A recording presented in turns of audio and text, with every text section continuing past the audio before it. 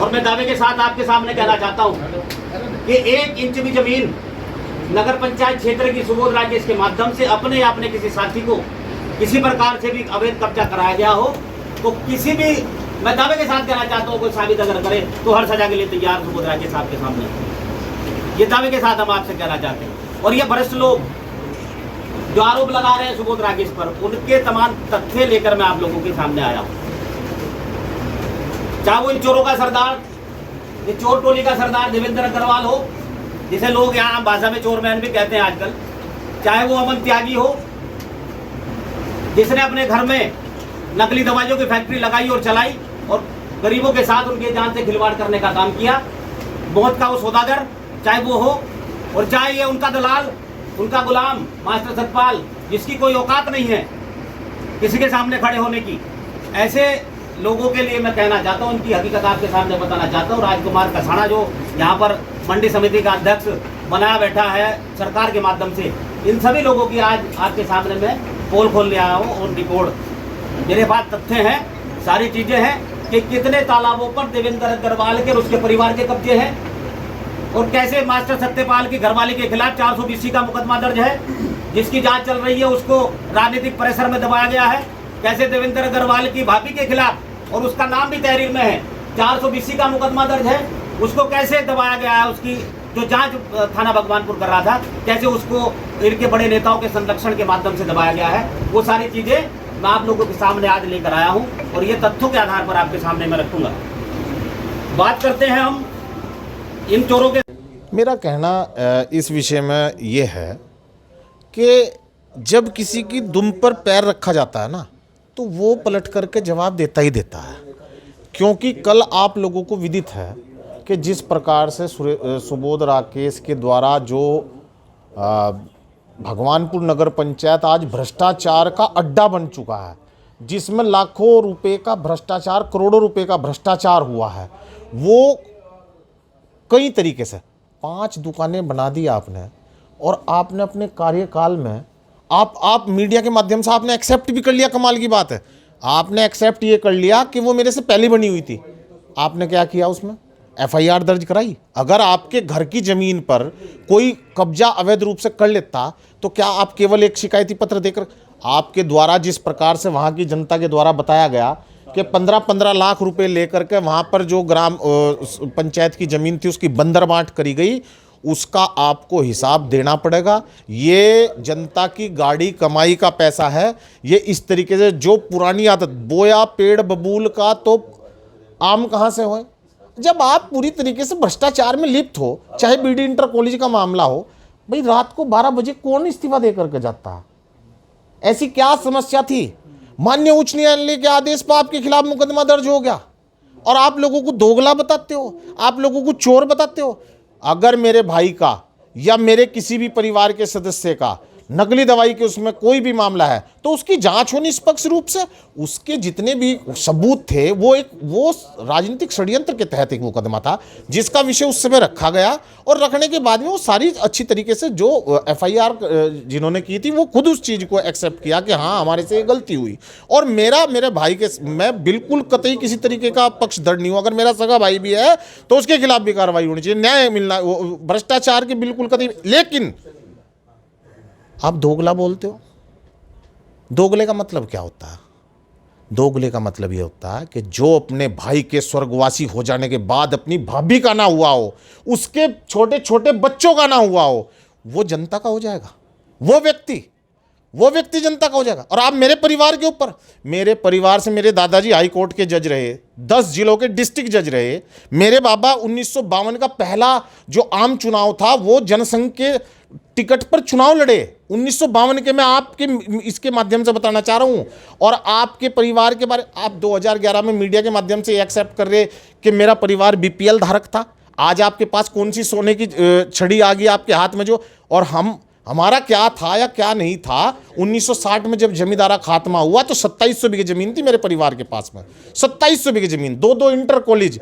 समाज की सेवा केवल राजनीतिक पद पर रहते हुए नहीं की जा सकती, समाज की सेवा राजनीतिक पद पर ना रहते हुए भी की जा सकती है। आपका भाव होना चाहिए। आप बताइए आपने कितनी जमीन दान की आज तक? आप जो जनता के सेवक बनते हो, आपने कभी 1 बीघा जमीन दान की केवल और केवल हड़पने की बजाय? और आप ये दोगला जो परिवार का नहीं हुआ, अरे मुझे ये अगर आप व्यक्तिगत जाओगे तो आपको व्यक्तिगत उसके अच्छे जवाब मिलेंगे। वो तो कहते हैं कि उन लोगों की औकात नहीं मेरे सामने बोलने की। औकात की बात तो अगर वो नहीं करें तो अच्छा रहेगा। औकात की बात तो अगर वो नहीं करें तो अच्छा रहेगा। मैं आपके चैनल के माध्यम से इस आदमी से पूछना चाहता हूं कि जो भारतीय जनता पार्टी के हम कार्यकर्ता, हम अपनी पार्टी को अपना माँ मानते हैं, 3 पीढ़ियों से हम इसी पार्टी में हैं। दोगलेपन की बात करता है वो व्यक्ति जो आज इस पार्टी में, कल उस पार्टी में, आज भारतीय जनता पार्टी के रात और दिन गालियां देता है, मोदी जी को गालियां देता है, निशंक जी को, पुष्कर सिंह धामी हमारे मुख्यमंत्री। हम अपने नेताओं की गालियां नहीं सुनेंगे। और आपकी जो भ्रष्टाचार की जो नीति रही है, आप कंठ तक भ्रष्टाचार में लिप्त हो पूरी तरीके से। और जल्द ही आपको जो है ना, जिस प्रकार से वो कुछ होता है, मैं बच्चों ने दिन में तारे गिने थे ना, इस तरीके से दिन में तारे गिनोगे आप। जल्दी देखना आपके खिलाफ आपके परिवार के कई सदस्य फर्जी प्रमाण पत्रों के आधार पर सरकारी नौकरी में है। मैं आपको साक्ष्य दूंगा उसके। अभी देखिए, इब्तिदाए इश्क है, होता है क्या, रोता है क्या, और आगे देखिए अभी होता है क्या। अभी तो ये पार्टी शुरू हुई है। ये भ्रष्टाचार में पूरी तरीके से लिप्त है। मैं नहीं कहना चाहता कि भगवानपुर की जब पीठ लुटी उसमें कौन किसके खिलाफ FIR दर्ज हुई। मैं नहीं कहना चाहता हूं कि 420, 467, 468 का मुकदमा हाई कोर्ट से किसके खिलाफ हुआ। ये जनता को पता है इस चीज का। किसने बीडी इंटर कॉलेज के अंदर बैठकर 2 साल के कार्यकाल में हजार रुपए के समोसे और चाय पी ली? किसने गरीब बच्चों का सामान वो करने की कोशिश करी?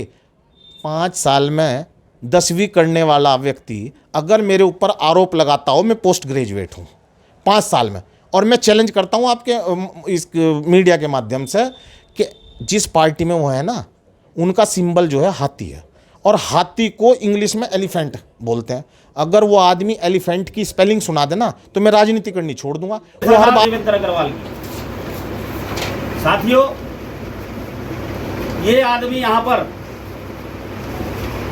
जब आया था, ये सहारनपुर का रहने वाला है, और सहारनपुर का जो गांव है इनका, उस गांव से ये निकल कर आए जब वहाँ व्यवस्था कुछ इनके पास नहीं बची, कुछ रहने खाने का सिस्टम भी नहीं बचा, तभी आदमी वहाँ से निकलकर भगवानपुर की तरफ आया और इसका परिवार आकर यहाँ पर बसा।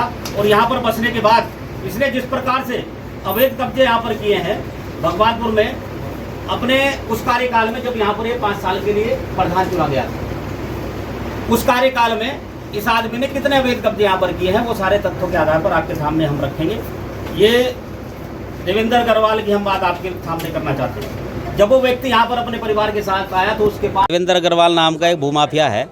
वो चाहता है कि नगर पंचायत चुनाव आने वाला है, उससे पहले इन लोगों को ये सब चीज़ें नहीं दिख रही थी, लेकिन नगर पंचायत चुनाव आने वाला है, जिस कुर्सी को कब्जाने के लिए देवेंद्र अग्रवाल अपने लड़के के माध्यम से प्रयासरत है।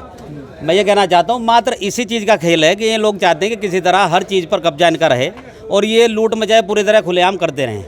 मैंने भी आप लोगों के सामने सारी चीज़ें साक्ष्यों के साथ रखी है, और निश्चित रूप से जितने भी अवैध कब्जे यहाँ पर देवेंद्र अग्रवाल के हैं प्रधान कार्यकाल के समय से और अब तक, वो सारे साक्ष्य आपके सामने है। और हम आग्रह आप लोगों के माध्यम से भी जीरो टॉलरेंस की सरकार चलाने वाले आदरणीय धामी जी से और इस क्षेत्र के सांसद आदरणीय निशंक जी से हम आग्रह करते हैं कि नगर पंचायत अध्यक्ष श्रीमती सहती देवी का आप लोग सहयोग करें, जिससे कि इन चोरों के कब्जे से ये अवैध कब्जे छुड़ाए जाएं और ये ज़मीनें जो सरकार की, सरकार के कब्जे में आएँ। वो जी, ये देवेंद्र अग्रवाल जी आपके साथ पुराने रिश्तेदारी, मतलब पुराने से आपके साथ रहे हैं, तो पहले ऐसी बातें सामने क्यों नहीं आई? क्योंकि आप उनके साथ देखिए, मेरे साथ कभी नहीं रहा। ये वास्तविकता आप इस क्षेत्र के बच्चे से जान सकते हैं कि देवेंद्र अग्रवाल, इसकी असलियत मैं पहले से जानता हूँ। स्वर्गीय सुरेंद्र राकेश जी के समय भी बहुत लोगों ने प्रयास किया कि आप इसके खिलाफ क्यों रहते हैं, आप इससे बात क्यों नहीं करते हैं, लेकिन उस समय से मैंने इसकी जहनीत को समझ लिया था। और सुबोध राकेश एक ऐसा शख्स है जो देवेंद्र अग्रवाल के खिलाफ पिछले बड़े लंबे अरसे से, जब से वो स्वर्गीय सुरेंद्र राकेश जी के साथ व्यवस्था में भी आया था, उस समय भी मेरी और उसकी कभी नहीं बनी है। और इसका यही परिणाम है कि आप लोगों के सामने है, और कोई बोलने वाला यहाँ नहीं है। सुबोध राकेश बोलने वाला भी, इनके सामने खड़े होने वाला भी, इसलिए इनको सबसे बड़ी दिक्कत सुबोध राकेश से होती है।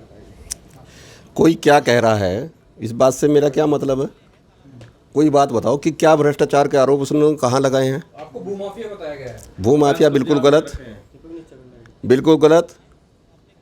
कोई ऐसा मेरे पास एक भी ज़मीन है तो मेरे खिलाफ कोई मुकदमा नहीं चल रहा, कोई 122B का मुकदमा नहीं चल रहा, कोई सिविल कोर्ट में मुकदमा नहीं चल रहा। उन्होंने कहा है कि आप जो प्रधान थे, प्रधान रहते रहते आपने अवैध जमीनों पर कब्जा किया है। 65 बीघे लगभग जमीन बताई गई। क्या पेट्रोल पंप बना?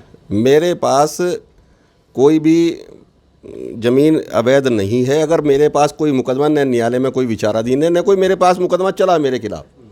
रही बात प्रधान होने की बात, प्रधान मैं 12 साल रहा हूँ। कोई मेरे लिए ये अभिशाप की बात नहीं है कि प्रधान मैं रहा हूँ। प्रधान तो मेरे लिए, मैं निर्वाचित हुआ हूँ 2 बार। कोई अवैध जमीन थी, उसको लेकर भी कहा गया कि आपने अपने बेटे को जन्मदिन पर गिफ्ट दी थी। किस? नहीं, बिल्कुल गलत, ऐसा बिल्कुल गलत। जो जमीन, ऐसा है हर चीज़ के लिए न्यायालय है। अगर मान लिया उन्हें कुछ गलत लगता है, मेरी शिकायत करो। अगर शिकायत होती है और जांच के लिए क्या आप स्वतंत्र हैं या हम मेरी जांच करा दी जाए? नहीं, शिकायत कराने के लिए, शिकायत करने के लिए स्वतंत्र हैं, तो मैं जांच के लिए भी तैयार हूँ। अगर वो शिकायत के लिए करते हैं, हाँ, आवेदन देते नहीं, वो करते रहते हैं शिकायत। शिकायत का मैं कह रहा हूँ, आप सीधी सी बात है कि क्या जांच कराने के लिए कि आप तैयार हैं? हाँ, तैयार हैं। वो तो शिकायत बराबर कर रहे हैं, आज से नहीं, करीब 5 साल से बराबर शिकायत कर रहे हैं मेरी। ऐसा तो नहीं कि पार्टी चूंकि आपकी है तो आप जो है उसके अंदर दखल देने की कोशिश करेंगे? मेरे 5 साल से, लगभग 5-6 साल से शिकायत कर रहे हैं। जब से 2015 से जो है ममता राकेश यहाँ से विधायक बनी थी, उन्हें ये लगता है कि विधायक बनाने में देवेंद्र अग्रवाल का सहयोग था।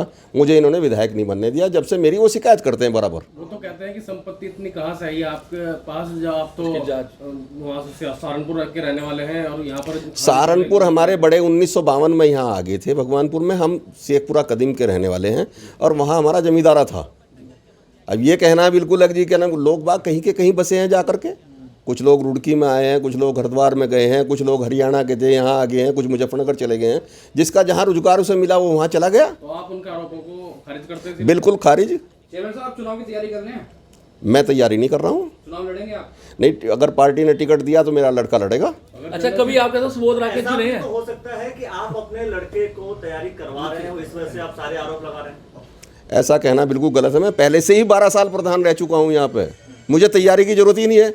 मैं परमानेंट काम करता हूँ। मुझे कोई तैयारी की, सुबोध राकेश की या किसी की तैयारी की मुझे ज़रूरत नहीं है। तो ये सारे आरोप की जरूरत आपको अभी क्यों पड़ी? किसकी? ये आरोप तो साढ़े 4 वर्ष हो चुके, भाजपा में 4.5 वर्ष पूरे हो चुके। ऐसा है, हर व्यक्ति का एक शांत स्वभाव होता है। और एक सेकंड मेरी बात सुन लो, पहले मेरी बात खत्म हो जान दो। शांत स्वभाव होता है। मेरा स्वभाव इस किस्म का नहीं था। वो मेरे खिलाफ हमेशा बोलते रहे, लेकिन मैं ये बात सोचता रहा। मैंने कहा बोल रहा है, बोलने दो, चलो, इससे क्या फ़र्क पड़ रहा है। मेरी शिकायतें भी वो करते रहे, लेकिन जब अति होगी और मैंने देखा कि अब ये रुकने वाला नहीं है और इनके सारे काले कारनामों की सबको जानकारी है। ऐसा नहीं है कि अकेले मुझे ही है।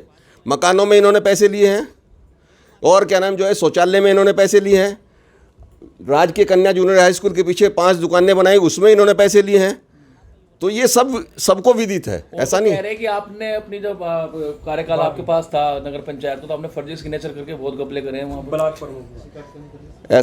ऐसा है, मेरी बात सुनो जरा। मैं कभी, मेरी एक खूबी रही है, मैंने कभी कोई फर्जी सिग्नेचर नहीं किया। मैंने कोई फर्जी कोई प्रस्ताव नहीं रखा और ये बात भी सर्वविदित है। जो क्या नाम वो सुभाष राकेश है, उसके सामने ज़मीन थी, लाला की ज़मीन थी,